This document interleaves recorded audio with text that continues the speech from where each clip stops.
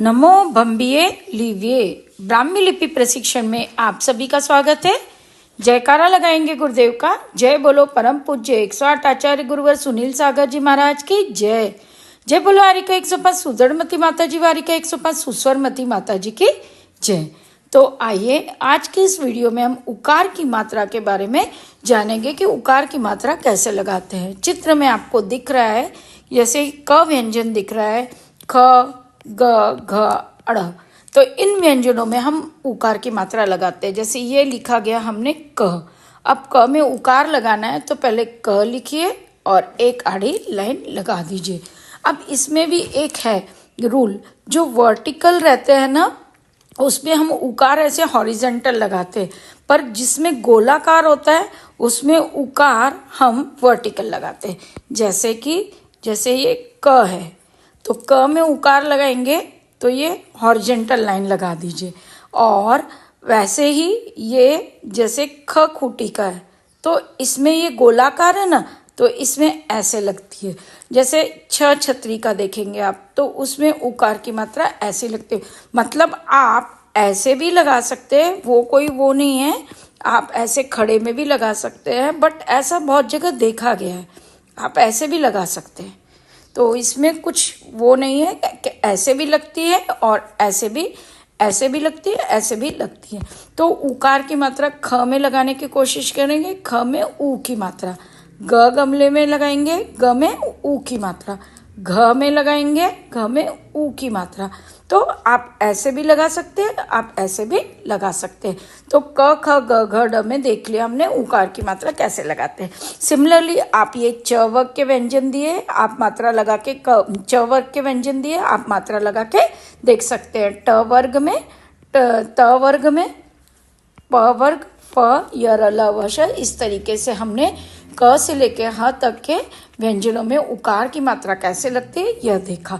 अब आपका अभ्यास है ब्राह्मी लिपि के स्वर तथा व्यंजन को पहचान के शब्द आपको पूर्ण करने हैं, और यह अभ्यास ऊ की मात्रा का है। अब जैसे ये पहला शब्द आप देखिए, यह है, आपको क्या करना है, ब्राह्मी लिपि के शब्द को पढ़ना है।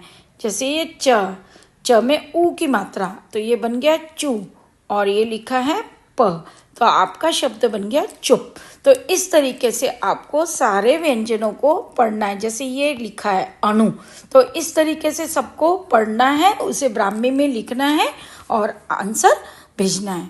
ठीक उसी तरीके से अब हम बड़े ऊ की मात्रा लगाते हैं। जैसे एक क है तो क में, अभी मैंने क में मात्रा लगाई तो एक मात्रा लगाई तो छोटा ऊ और दो मात्रा लग गया बड़ा ऊ। तो क में सिमिलरली ख में लगाने की कोशिश करेंगे, एक खू।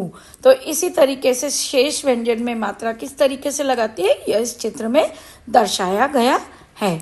आप लोग क वर्ग, च वर्ग, त वर्ग अपनी प्रैक्टिस के लिए, त वर्ग, इन सब में मात्रा लगा के उकार की मात्रा कैसे लगती है एक बार प्रैक्टिस कर सकते हैं।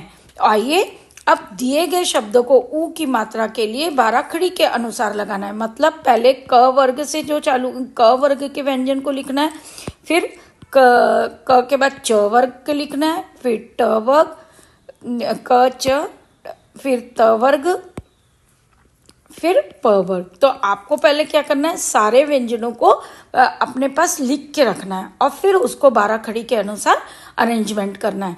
जैसे एक पहला शब्द मैं आपको दिखाती हूँ, ये लिखा है, ये क्या लिखा है, खूंटी। ये क्या है, खूंटी।